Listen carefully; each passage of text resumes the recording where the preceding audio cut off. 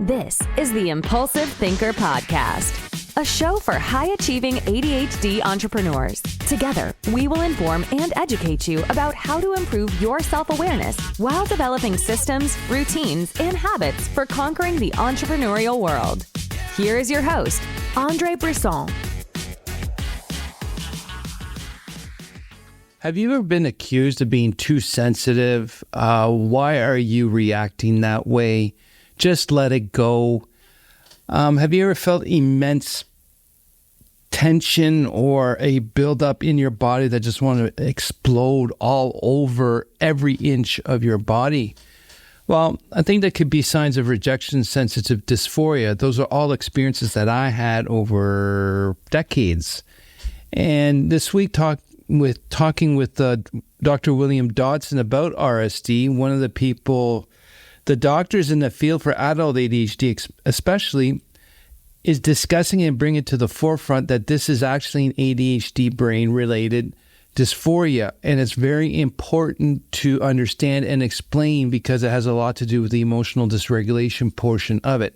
Even to the point in articles he's writing that it's an ADHD symptom. I was really blown away by the conversation again with Dr. Dodson because I thought I knew a lot about it, and he gave us quite a few new great things and a few ahas for me. And rejection sensitivity dysphoria, just give you the definition, is the feeling of unbearable pain as a result of perceived or actual rejection, teasing, criticism that is not alleviated with cognitive or dialectical behavior therapy. And the two key words there is unbearable, feeling unbearable pain, and perceived. So it's not necessarily actual. It's a lot of perceived rejections that our brain kind of freaks out and gets this intense, immediate, raw emotion.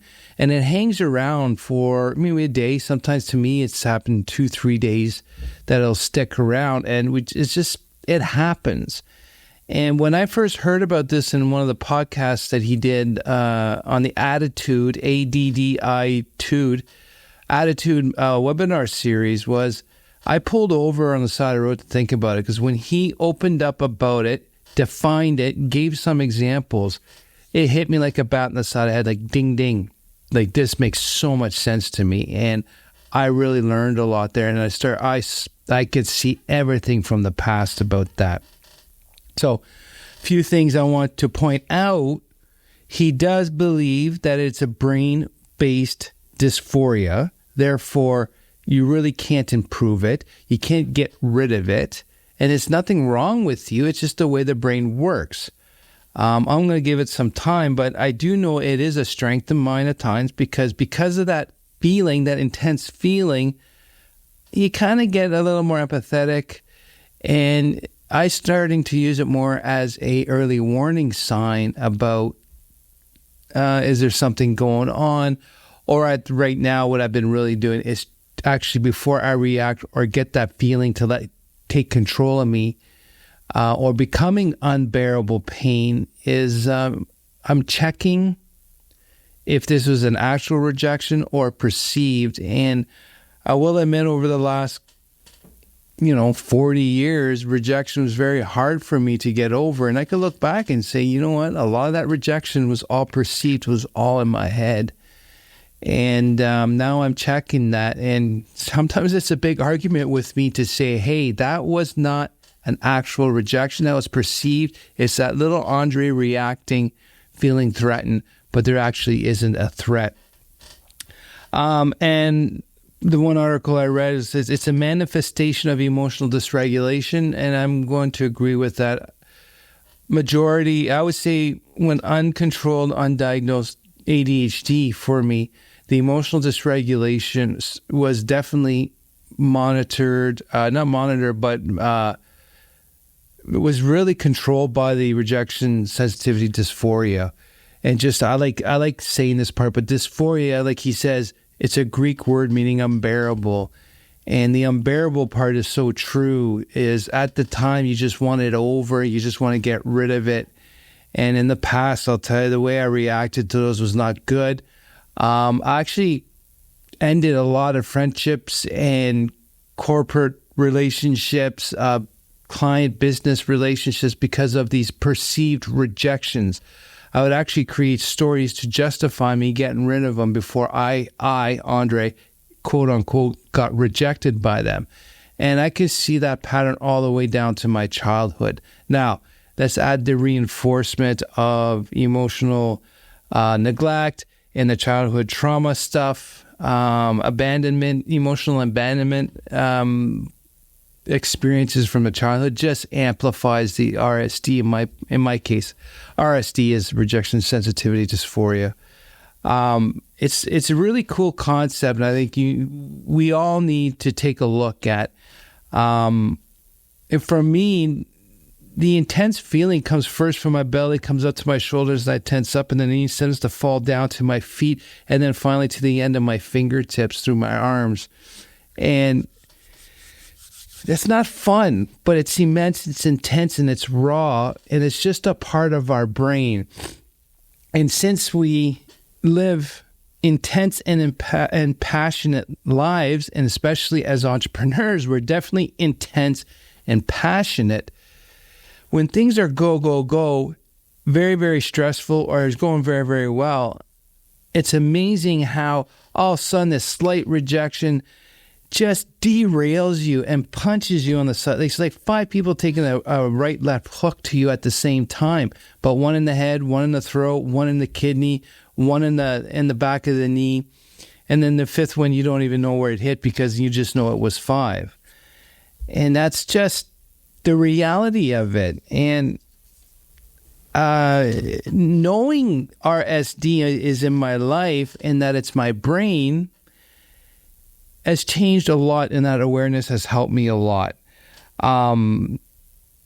It feels like physical pain. And when he talked about that this week, that never realized that it was actually physical pain I was feeling. It was it's more than emotional pain or emotional physical feeling. It is a pain, and it connected with me when he was saying you just wanted to get out of it. So it's that flight. You want that flight out of there. And since we're fighters, I'm assuming most of the listeners here, we're fighters, that we want to fight, but fight at the same time. And like me, I don't know about you, but me, when I fight, I can fight dirty, especially if I need to get out of there quickly. It's as if that line's about to pounce at you, or is actually on your back and you're fighting for your life. Sometimes that's how it feels like. Some other outward signs of rejection sensitive dysphoria, emotional outbursts that you real or perceived. I'm going through that a lot right now with my new engineering team. My sensitivity to abandonment is very high, so now I'm extra keen. My brain is extra keen to look for these signs of potential rejection. And so far, they've been mainly perceived, not real. Withdrawal from social situations, afraid of going out to be rejected, makes sense to me. Avoiding social settings, low self-esteem, poor self-perception. Yep, working on that. And rumination, with our brain can't stop it and continues, and we start getting into a negative rumination. It just digs a bigger and bigger and deeper hole. And this all causes relationship problems, especially when you're feeling constantly attacked and you're defensive all the time. Not a lot of people like that. And honestly, I want to tell the people who don't suffer or don't experience RSD, it's not that we're doing it on purpose. We don't like this feeling of perceived attacks and having to respond defensively all the time. We do enjoy it. It's a reaction. And now that we know about it, I think there's ways to mitigate it. The one thing I really want to do before I sign off here is when he was talking about the constant harsh and negative self-talk. And yeah, I think you, the listener, are going, yep, I get it. And like I've been telling people, you can tell me what you want. You can insult me, attack my intelligence. But in the end, you will do nothing compared to what I do to myself. I am the worst critic. The stuff I tell myself will make people cry and crawl into a crevice for the rest of their life. And that's the honest truth. And like he said, RSD being an internal effect as well completely blew my mind. I just saw this as perceived external coming to you from other people, but you doing it to yourself, you rejecting yourself because you didn't achieve the goal, because you feel stupid, dumb, and lazy. Oh my God. That sparked up a couple past memories that said, you know what? Yeah, RSD with yourself. That was a game changer for me as well, knowing that with the negative self-talk gets reinforced, the rumination with the rejection sensitive dysphoria just compounds it. Like, it's amazing. It's amazing having these conversations with these intelligent people so I can share this information with you. Because as I grow and learn myself, I want you to grow and learn yourself too. And please let me know any ideas that you want to talk about or who I should go have conversations with, because this has a lot to do with you, not only for me. So thanks again for listening, and thanks again for learning with me. The ADHD transformation program has launched and it's working. Clients are saying it's changed their lives, and I am their ADHD hack. So go to tacticalbts.com/ATJP for more information. I want you to join and learn your own ADHD vocabulary, and to learn that you're not stupid and we can make you work effectively.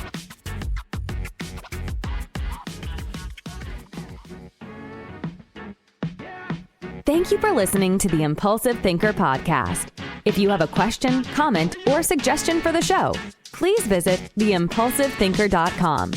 The Impulsive Thinker podcast is produced by Tactical Breakthroughs and hosted by Andre Brisson.